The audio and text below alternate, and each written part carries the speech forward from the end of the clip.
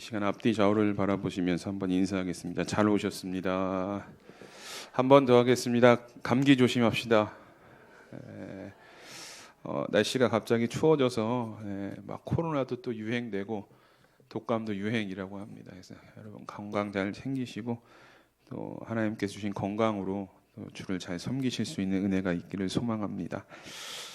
오늘은 제자도라는 말씀으로 함께 말씀을 나누고자 합니다. 제자도 옆에 숫자가 붙었다는 것은 이제 시리즈로 하겠다. 은혜 주시는 대로 준비하려고 하는데 오늘날 우리는 참 많은 교회 속에서 또 많은 그리스도인들 사이에서 오늘 우리가 살아가고 있습니다. 그런데 많은 교회, 많은 그리스도인들 가운데 우리가 살아가지만 정작 제자로 불리우는 것은 참 적은 숫자다라는 것이 오늘날 우리가 살아가고 있는 어떻게 보면 현실의 모습입니다. 예수님은 우리를 단순히 그냥 교회에 출석하라는 출석자로 부르지 않으셨거든요. 자신의 생명을 내어주시면서까지 우리를 부르신 이유와 목적은 예수님의 삶을 본받는 제자로 살아가라고 우리를 부르셨습니다. 그러면 예수님께서 말씀하시는 제자는 도대체 누구를 의미하는가? 어떤 의미인가? 원어적으로 보면 마데테스라고 합니다. 헬라어로. 그러니까 배우는 사람, 따르는 사람을 이제 제자라고 하는 거예요. 그러니까 제자는 말 그대로 배운 것을 그대로 따라가는 자를 이제 제자라고 이야기를 합니다. 그러면 오늘 교회로 부름받은 우리는, 그리스도인으로 부름받은 우리는 삶의 모습은 어떻습니까?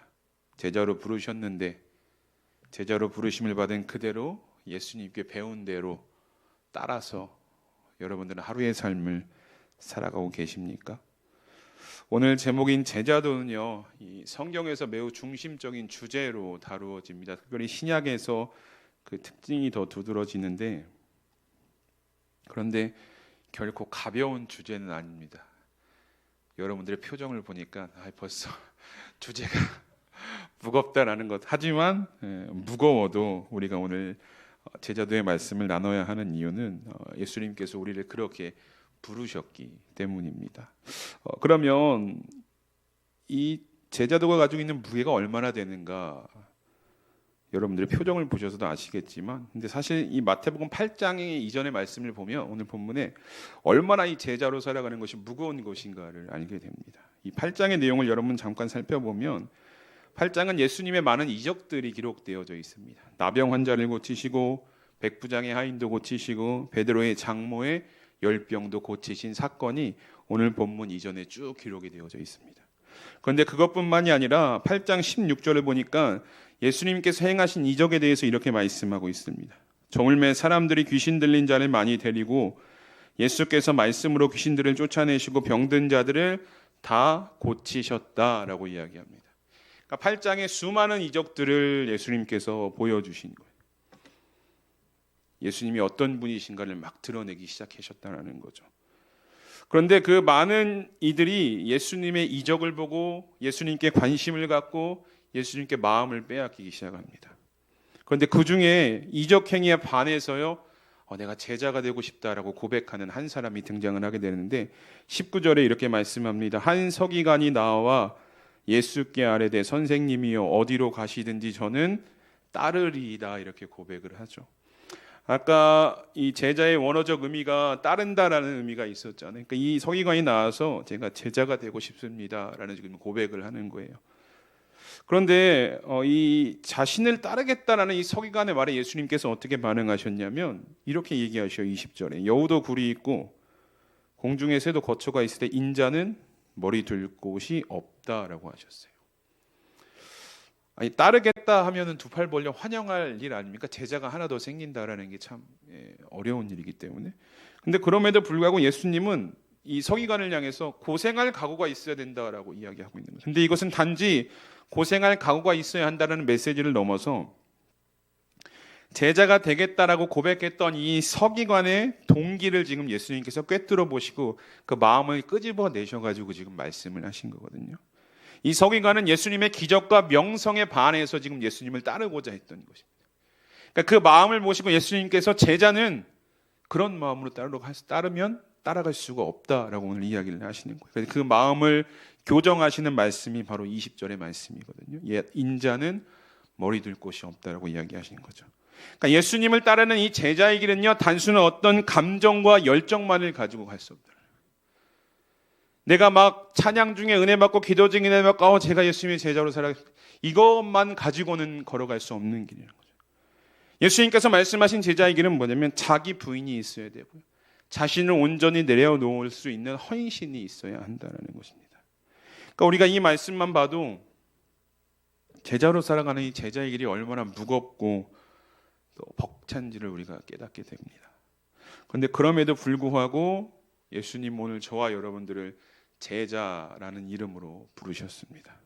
그러면 오늘 제자로 부름받은 우리는 어떤 모습으로 살아가야 하는가? 여러 가지가 있겠지만 오늘 본문에서는 세 가지로 좀 함께 살펴보고자 합니다. 먼저 첫 번째는요, 본문 23절의 말씀입니다. 우리 23절의 말씀을 함께 읽어보도록 하겠습니다. 시작. 배에 오르니 제자들이 따랐더러니. 아멘. 배에 올랐다라고 이야기를 하죠, 성경에서. 이제 주어가 없습니다. 그러니까 주어는 없지만 예수님이 배에 오르셨다라는 말씀이에요. 많은 이적들을 행하시고 그 갈릴리 바다에 있는 배에 예수님께서 오르셨습니다. 배에 오르신 예수님은요, 분명한 목적이 있으셨어요. 분명한 이유가 있으신 채 배에 오르신 것입니다. 근데 성경을 통해 우리가 확인할 수 있는 것은 무엇이냐? 예수님은 절대로 헛된 걸음을 옮기시는 분이 아니라는 것을, 특별히 공생의 기간에 비춰진 예수님의 모습은 헛된 걸음이 하나도 없다라는 것을 우리가 알 수 있게 됩니다. 예수님께서 제자들에게 사마리아로 가셔야겠다고 했을 때는 그곳에 분명히 갈 이유가 있었기 때문에 그곳에 가신다고 하셨고, 그곳에서 사마리아 여인을 만나시고 구원의 은혜를 베푸셨습니다. 또 십자가를 지시기 위해서 예루살렘으로 향하는 과정 가운데 여리고에 들리셨는데, 왜 여리고에 들리셨냐면 삭개오를 만나기 위함이었다라고 성경이 말씀하고 있거든요.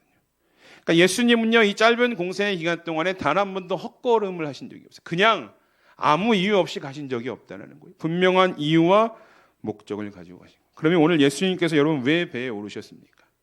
이유와 목적이 있는데 왜 배에 오르셨습니까?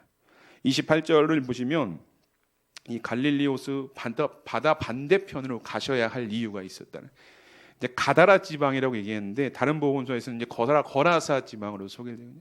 그것이 귀신 들린 자, 그 영혼을 만나기 위함으로 예수님께서 배에 오르신 겁니다. 만나야 할 영혼이 있기 때문에 예수님께서는 발걸음을 옮기셨다는 거예요. 이 땅에 오신 이유와 목적이 영혼을 구원하기 위함이었다는 것을 예수님은 사역의 순간순간을 통해서 계속해서 드러내셨다는 거예요. 그래서 한 명이라도 더 만나야 했고, 더 만나서 구원의 은혜를, 복음을 전하고자 하셨던 것이 예수님의 발걸음의 이유와 목적이었다는 거죠. 그러면 여러분, 예수님의 관심은요, 이렇게 항상 한 영혼에 있었거든요. 영혼이 어떤가? 영혼을 어떻게 바라보는가? 그러면 제자된 우리는, 제자로 부름받은 저와 여러분들은 여러분 영혼에 관심이 있으십니까? 예수님이 한 번도 헛걸음한 적 없으시고 발걸음을 영혼 때문에 옮기셨는데, 제자로 오늘 부름받은 우리는, 배우고 따라야 하는 저와 여러분들은 얼마나 여러분 영혼에 관심이 있으십니까? 그 영혼이요, 내가 사랑하는 가족일 수도 있고요, 또 우리가 함께 신앙생활을 하다가 잠시 이탈해 있는 성도일 수도 있고요, 아니면 여전히 예수님을 모른 채 살아가는 그 한 영혼일 수도 있습니다. 우리 사랑하는 수함교회 성도 여러분, 여러분들은 예수님처럼 한 영혼 한 영혼에 여러분 얼마나 관심을 두시고 오늘 하루를 살아가고 계십니까? 여러분, 오늘날은요 정말 개인주의적 성향이 굉장히 강한 시대거든요. 이기주의적 성향이 강해진 시대입니다. 그러니까 이게 두드러지게 나타나는 거예요. 사회적 현상으로. 나만 중요하고 내 것만 중요하고 남의 것은 그렇게 신경 쓰고 싶지 않은 시대가 오늘날 현실이라는 거죠. 그러니까 코로나 이후에 이런 모습들이 더 두드러지게 부각이 되어지는 시대에 오늘날 우리가 살아가고 있는데요, 이런 시대적 분위기 속에서 예수님의 모습을 본받아 영혼을 사랑하고 관심을 두며 살아간다는 것은 정말 어려운 일이기도 합니다. 왜냐하면 요새는 이제 신방 받는 것도 부담스러워 하시는 분들이 종종 계시거든요. 예전에는 그러지 않았는데 이게 정말 개인주의적 성향이 강해진 거예요. 그냥 이기주의죠. 이런 모습들이 우리 가운데 나타나고 있어요. 시대가 지금 이런 관심을 거부하는 시대인 거예요. 제가 20살 때 대학교 1학년입니다. 23년 전인데 제가 찬양 선교단으로 섬기고 있었는데 처음으로 일본 단기 선교를 갔던 적이 있어요. 첫 해외 여행이었거든요. 그러니까 얼마나 설렜겠습니까? 지금 제가 설교서를 쓰면서도 그때 설렘이 막 있었는데 첫 해외 여행이었으니까 막 설렜고 또 뭐가 있었냐면 복음에 대한 막 그런 어떤 뜨거운 열정, 물론 지금도 있지만 그 당시에는 젊었기 때문에 더 복음에 대한 막 그런 것이 있었습니다. 선교를 준비하면서 막 역전에 가서 기타 치면서 찬양하고 막 홍보하고 이런 것들을 하면서 되게 즐거웠거든요. 그래서 막 복음으로 사람들이 막 은혜를 받는 모습들이 참 좋았는데 이런 한국에서의 어떤 성과가 분명히 일본에서도 나타날 수 있을 것이다라는 어떤 자신감 아닌 자신감이 있었던 것이죠.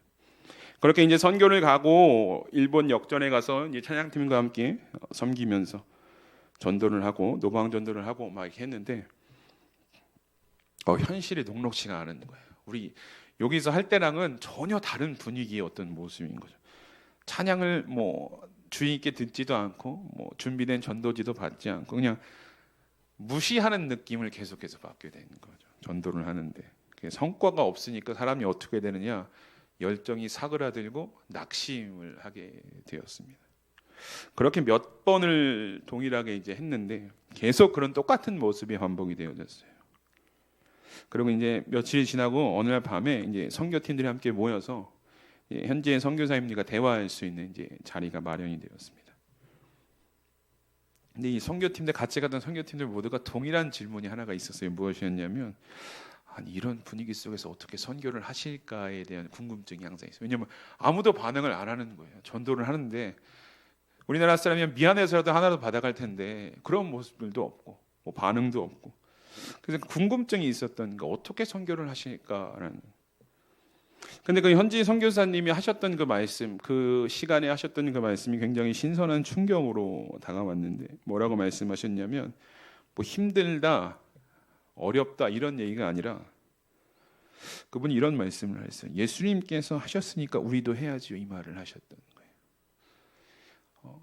되게 열정이 있었거든요. 복음에 대한 자신감도 있었고 그런데 그런 생각은 사실 많이 해봤지만 이게 실제적으로 마음에 딱 깨달아지지는 않았었거든요. 근데 그분의 말씀을 듣고 예수님께서 하셨으니까 우리도 해야지요 이 말이 지금도 여전히 제 안에 마음속에 깊이 새겨져 있게 됐는데 근데 현지에서 실제적으로 해보니까 막 무너지고 그런 모습들을 보면서 예수님께서 하셨으니까 나도 한다. 사실 이게 굉장히 무게가 있고 책임감 있는 말이다라는 것을 그 당시에 좀 젊은 나이에 깨닫게 되었던 경험이었습니다.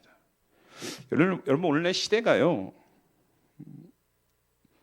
예수님이 하셨던 것처럼 영혼에 대한 관심을 보이고 그게 참 쉽지 않은 시대임은 분명해요. 여자분들 이제 이런 말 많이 하죠. 전도하기가 막 어렵다. 전도하기 시대가 바뀌었다. 이제 이런 모습 속에서 계속해서 나오는 거예요. 그런데 시대가 어떻든 중요한 것은 뭐냐? 제자된 우리는 어떤 마음을 가지고 있어야 되냐면 예수님은 하셨다라는 마음을 여러분 가지고 있으셔야 한다라는 거예요. 시대가 어떻고 사람이 변하고 환경이 변하는 것은 당연한 거예요. 시대가 흐르니까. 그런데 예수님이 하셨던 그 역사적인 일들은 복음에 대한 열심과 열정은 변하지 않는다라는 거예요.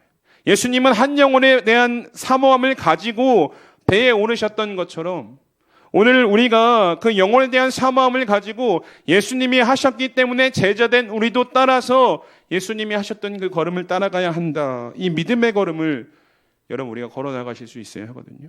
이제 11월 달이 되면 교회에서 준비된 행사가 여러분 참 많습니다. 이웃사랑 나눔 바자회도 있고요. 새가족 초청 예배도 있습니다. 그런데 이렇게 일들을 막 진행하다 보면 때로는 주객이 전도되는 일들이 막 발생을 해요. 목적이 막 흐려지는 거예요. 그런데 여러분 우리가 왜 바자회하고 여러분 왜 우리가 초청 예배합니까? 영혼을 사랑하기 때문이 아닙니까? 한 영혼이라도 구원하고 교회의 문턱을 밟게 하고 예수님을 알았으면 좋겠다 이 마음으로 여러분 준비하시는 건 아닙니까? 영혼을 사랑하셨기 때문에 예수님께서 제자된 우리가 당연히 감당해야 할 일이기 때문에 그 일들을 행하고 있는 것입니다. 그러니까 여러분, 이번 준비 시간들을 통해서 정말 영혼에 대한 더 큰 관심이 오늘 저와 여러분들의 마음 가운데 새겨졌으면 좋겠습니다. 뭐 힘드시죠? 바쁘죠? 시간을 내서 하셔야 되는 일이기 때문에. 그러나 예수님이 영혼을 사랑하셔서 발걸음을 옮기셨던 것처럼 우리도 영혼을 사랑하는 마음을 가지고 그 일에 동참하실 수 있는 은혜가 있기를 주님의 이름으로 축복합니다. 그리고 우리가 반드시 기억해야 될 것이 있어요. 영혼에 대한 관심은 단회적인 사건이 되어서는 안 된다는 거예요. 이번 한 번만, 바자회 때만 아니라, 초청 예배 때만이 아니라 계속해서 지속적으로 예수님께서 하셨던 것처럼 다시 오실 그날을 기대하면서 영혼에 대한 관심을 여러분들 비추실 수 있어야 돼요. 가족들에게도 그렇고요. 함께 신앙생활을 이어왔던 성도들에게도, 또 예수님을 모르던 자들에게까지. 왜요? 예수님께서 하셨으니까. 예수님께서 그 일을 하셨으니까 나로 따라간다. 제자니까. 이런 믿음의 결단을 가지시고요. 영혼에 대한 관심을 가질 수 있는 오늘 저와 여러분들이 되시기를 주님의 이름으로 축복합니다. 이것이 오늘 본문에서 말씀하고 있는 첫 번째 제자도의 길이에요. 영혼에 관심을 가져라. 이어지는 두 번째는요, 역시 23절의 말씀에 기록되어 있습니다. 우리 23절 다시 한번 읽어보도록 하겠습니다. 시작.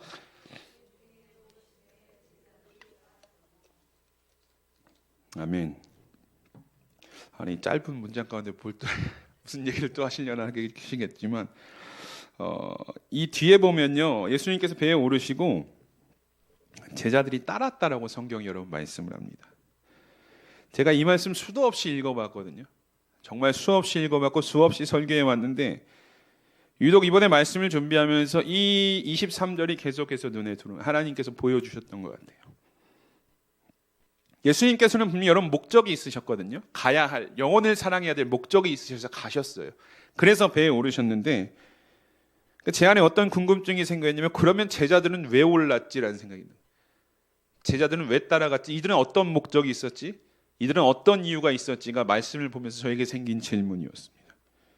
예수님은요, 이유가 분명했잖아요. 거라사 지방에 가서 귀신 들린 영혼을 만나서 그를 고치고 치유하는 것이 예수님의 이유라고 목적이었다는 거죠.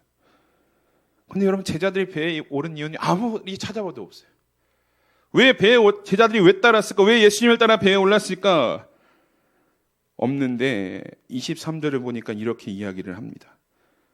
배에 오르심에 제자들이 따랐다라고 이야기해요. 주어가 없지만 예수님께서 배에 오르시는 거예요. 예수님께서 배에 오르시니까 제자는 그냥 따라가는 거예요. 어디 가는지도 모르고 어떤 상황인지 모르고 가시니까 따라갔다라고 성경이 지금 말씀하고 있는 거예요. 누군가를 만나고 누군가를 고치고 이런 이유와 목적이 아니고 화려한 것이 아니었어요. 제자들은 예수님께서 배에 오르셨기 때문에 제자들도 배에 따라 올랐다라고 성경이 말씀하고 있는 것입니다. 여러분, 우리는 여기서 제자도의 또 다른 아주 중요한 포인트를 발견하게 되는데요. 제자도의 또 다른 중요 포인트는 뭐냐? 삶의 이유와 목적이 오직 예수님인 거예요. 다른 데서 찾지 않고 예수님이 가시면 가고 멈추면 멈추고 내 삶의 이유와 목적이 예수님 때문이다 라고 오늘 성경이 고백하고 있는 것입니다. 우리가 잘 알고 계시는 복음성가 중에 여러분, 예수 때문에 라는 곡이 있어요. 들어보셨습니까? 예수 때문에. 안 들어보셨으면 집에 가셔서 한번 들어보시면 좋겠는데, 그 가사에 이런 고백이 있습니다. 예수 때문에 살아가고, 예수 때문에 찬양하고, 예수 때문에 완전하고, 예수 때문에 사함받고, 예수 때문에 행복하고, 예수 때문에 의롭고 라는 고백이 있어요. 이 찬양을 들으면서 참된 제자의 모습이 무엇인가를 참 깊이 묵상할 수가 있었습니다. 예수 때문에 이런 고백이 계속 흘러나왔거든요. 오늘 여러분들은 삶의 모든 이유와 목적이 예수님 한 분이심을 고백하는 삶이십니까? 가정에서요, 여러분 직장에서, 사람과의 관계에서 예수님이 이유가 되고 목적이 되시냐라는 거예요. 여러분, 오늘 제자들 보세요. 예수님 왜 배에 오르셨는지 몰랐거든요. 왜 오르시는가? 어디서 무엇 해야 하는지도 몰랐다라는 거죠. 그런데 그냥 따라오는 거예요. 예수님이 가시니까 따라 올랐다는 거예요. 예수님이 먼저 배에 오르셨기 때문에. 사랑하는 성도 여러분, 예수님의 참된 제자는요, 자신의 모든 우선권을 예수님께 드리는 자임을 믿으시는 여러분들 되시길 축복합니다. 내 생각이 우선이 아닌 거예요. 내 계획이 우선이 아닌 거라니까요. 예수님께서 가니까 그냥 그 등만 보고 따라갔다는 거죠. 그래서 제자된 자들은요, 매 순간 모든 상황마다 어떤 질문을 항상 가지고 살아가야 되냐면, 예수님이라면 어떻게 하실까? 이 질문을 가지고 여러분 삶을 살아가실 수 있어야 돼요. 가정에서, 직장에서, 사람과의 관계에서 우리가 누군가를 만날 때에 항상 예수님이라면 어떻게 하실까? 왜냐, 예수님이 나의 삶의 이유와 목적이 되시기 때문에 이 질문을 항상 붙들고 여러분 살아가실 수 있어야 된다는 거예요. 오늘 제자로 살아가고 있다라고 고백하는 우리의 삶에 과연 예수님이 우선된 삶이십니까? 여러분, 예수님께서 하시면요, 그냥 함께 하셨으면 좋겠어요. 그곳이 예수님께서 가라고 명하신 곳이 아골골짝 빈들일지라도 주님 제가 가겠습니다 하고 가시면 돼요. 왜냐, 예수님이 가셨잖아요. 그냥 하나님 이건 이렇고요, 저건 저렇고요, 이건 어떻게 했으면, 이런 게 아니라 예수님이 가셨으면 가면 되는 거예요. 제자는 다른 것이 없어요.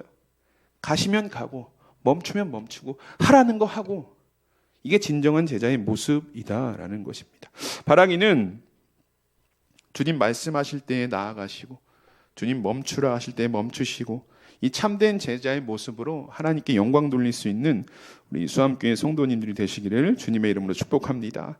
마지막 세 번째 제자의 길은 뭐냐? 본문 26절에 이렇게 말씀하고 있습니다. 우리 26절의 말씀을 함께 읽어보도록 하겠습니다. 26절입니다. 시작.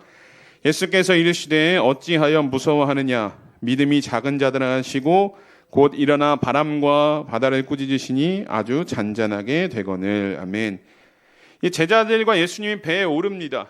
그리고 이제 목적지로 향하게 되죠. 발리오스 바다 건너편으로 가시는데, 그때 한 가지 사건이 일어납니다. 이건 뭐 우리가 너무나 많이 나눴으니까요. 풍랑이 일어났다라고 이야기하죠. 그러니까 배를 뒤집어 삼킬 만한 풍랑이었다라고 이야기하고 있고, 또 배에 물이 막 가득 찬 상황이다라고 이 상황을 설명을 하는데, 이 마태복음에는 이 일이 하루 중에 언제 일어났냐에 대해서는 기록하고 있지 않거든요. 근데 마가복음에 보니까 저녁 때에 어두울 때에 배를 타셨다라고 이야기합니다. 그러니까 지금 제자들이 맞이한 상황은 뭐냐? 어두운데 풍랑을 맞이했다라는 거예요. 아니, 화날 때 풍랑을 맞이해도 이게 얼마나 두렵겠습니까? 근데 어두울 때 풍랑을 맞이했다. 그런데 우리가 하나 더 생각해 봐야 할 것은, 예수님과 함께한 자들이 여러분 누구입니까? 바다에서는 베테랑이었다라는 거예요. 이 갈릴리 바다가 이들은 삶의 터전이었던 자들입니다. 그러니까 풍랑이 좀 찾아와도 쉽게 능히 감당하고 이겨낼 수 있는 힘들이 이들 가운데 있었다라는 거예요. 그런데 이 베테랑이었던 제자들조차도요, 아무것도 할 수 없는 상황이었음을 지금 성경이 말씀하고 있어요. 누구보다 갈릴리 바다에 대해 경험이 많고 잘 안다라고 했던 그 알미 지금 무용지물이 되었다는 거예요. 제자들이 어떻게 하고 있냐? 한계를 느끼자 주무시는 예수님을 찾아갔다라고 성경이 말씀을 합니다. 그러니까 한계의 상황에서 예수님을 찾은 것 또한 믿음이 있었기 때문에 여러분 찾은 것이거든요. 예수님이 일단 예수님한테 가면 해결이 되겠지라는 믿음을 가지고 가는 거예요. 그런데 예수님한테 가니까요, 예수님이 제자들을 막 꾸짖으십니다. 특히 제자들 향해서 뭐라고 말씀하시냐면 믿음이 적은 자들이다라고 이야기를 하셔요. 그리고 막 꾸짖으시거든요. 여러분, 믿음이 적다라는 말이 무슨 말씀입니까? 믿음이 적다. 믿음이 적은 자라는 말은 하나님을 아버지라 믿습니다. 또 예수님을 주로 따릅니다. 그런데 세상의 일로 염려하는 자가 믿음이 적은 자인 거예요. 내가 하나님을 믿고 예수님을 붙들고 살아가지만 세상의 염려 앞에 흔들리는 자가 믿음이 적은 자다라고 말씀하고 있습니다. 익숙하지만 낯설게 느끼고 싶은 단어가 염려라는 단어시죠. 가까이 하고 싶지는 않지만 어느새 알게 모르게 우리 안에 이미 자리 잡아 있는 단어가 염려입니다. 여러분들은 어떻게 염려와 가깝고 친하게 지내십니까? 아니면 멀리 나와는 상관없는 존재로 여기십니까? 누구나 후자의 경우를 소망합니다. 염려는 나와는 상관없다. 근데 사실 전자에 가까운 모습, 가깝게 염려가 어느새 알게 모르게 우리 안에 자리 잡은 모습이 우리의 현실이기도 합니다. 예수님은요, 이 믿음의 작은 자들, 세상 일로 염려하는 자들을 지금 제자들을 꾸짖고 계시거든요. 그런데 이 모습이요, 어찌 보면 우리를 향한 말씀일 수도 있어요. 믿음이 적은 자들이다라는 이 꾸짖음이 오늘 저와 여러분들을 향하고 있는 말씀일 수도 있다는 거예요. 그런데 여러분 한번 생각해 보십시오. 제자들의 상황이 염려할 수밖에 없는 상황이죠. 배에 물이 가득 찼거든요. 그리고 이제 바람이 이게 뒤집히면 이제 생명이 걸린 문제였다는 게, 생사를 위협받을 수 있는 문제였는데, 그러니까 이런 문제로 염려는 할 수 있다라고 저는 이제 말씀을 묵상하면서 생각이 됐거든요. 충분히 염려할 수 있는 상황 아닌가. 근데 예수님은 이런 자들을 향해서 믿음이 적은 자들이라고 왜 꾸짖으셨을까? 제자들이 조금 억울할 수 있는 상황이 아닐까라는 마음도 있었습니다. 그런데 여러분, 왜 예수님께서 제자들을 향해서 믿음이 적은 자들이라고 말씀한지 아십니까? 예수님께서 이 상황을 통해서 제자들에게 하시고 싶었던 말씀이 있으셨다라는 거예요. 그냥 믿음이 적다, 그냥 꾸짖고 끝내는 것이 아니라 예수님께서 무엇을 말씀하고 싶으셨냐면, 앞으로 다가올 그 어떤 세상 일에도 너희는 염려하지 말라라는 것을 말씀하고 싶으셨다는 거예요. 단지 그냥 배에 물이 차고 배가 뒤집어질 것 같은 상황만 말씀하는 것이 아니라, 그 뒤에 앞으로 너희들이 예수님의 제자로 살아갈 때에 수많게 다가올 세상의 염려들 앞에 두려워하고 걱정하지 말라라는 그 말씀을 예수님께서 제자들에게 믿음이 적은 자들아 라고 꾸짖으시면서 오늘 그 말씀을 하고 싶으셨다라는 것입니다. 세상의 그 어떤 염려와 상황에서도 염려하지 말아야 한다. 그런데 여러분, 말이 쉽죠. 어떻게 염려가 눈앞에 왔는데 염려하지 않을 수 있겠습니까? 저는 치과 가는 것만 해도 염려가 되거든요. 막 가기 전에 저는 치과 치료를 받고 나오면 여기가 막 담이 걸리고 저는 꽉 이렇게 너무 무서우니까 죄송합니다. 무서우니까 막 꽉 쥐고 있다면 여기가 너무 아픈 거예요. 그만큼 염려를 할 수 있는 상황이 참 많은데, 왜 예수님은 제자들을 향해서, 그리고 오늘 우리를 향해서 염려하지 말라고 말씀하실까? 그 이유가 있으셔요. 그냥 믿음이 적은 자들아 꾸짖고 염려하지 마 이렇게 하신 것이 아니라 이유가 있어요. 예수님께서 제자들에게 믿음이 적은 자들아 꾸짖으시고 염려하지 말라고 말씀하신 이유는요, 여러분, 배에 예수님이 함께 계셨거든요. 제자들이 세상의 염려 앞에 서 있을 때 그들이 홀로 거기 서 있던 것이 아니라 그 자리에 예수님이 함께 계셨다라는 거예요. 예수님이 언제나 우리와 함께 하시기 때문에 오늘 우리를 향해서 뭐라고 말씀하시느냐? 그러니까 염려하지 말라라는 거예요. 그러니까 믿음이 적게 행동하지 말고 내가 언제나 너와 항상 함께하고 있으니 이 담대함으로 세상 앞에 서라 라고 오늘 우리에게 말씀하고 있는 것입니다. 야, 내가 너희와 함께 하는데, 지금 내가 이곳에 함께하고 있는데 왜 염려하고 걱정하고 두려워하느냐, 이 말씀을 믿음이 적은 자들아 이렇게 말씀하고 계신 거예요. 여러분, 참된 제자는요, 세상의 일로 염려하고 근심 이런 데 시간 뺏기지 말라는 거예요.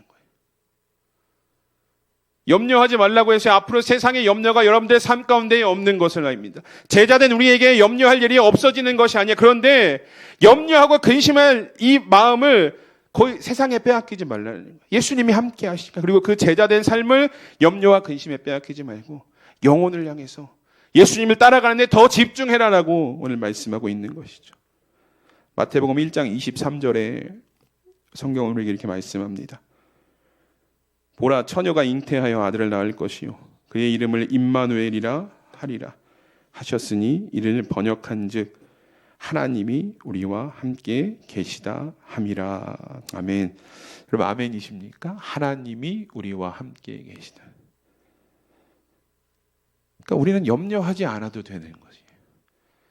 삶의 세상의 일에 염려할 필요가 없다라는 것입니다. 왜냐하면 지금 여러분들의 삶 가운데, 마음 가운데, 심령 가운데 예수님이 함께 하고 계시기 때문입니다. 오늘 그 얘기를 하고 계시는 거예요. 내가 너와 함께 하는데 뭐가 두렵냐?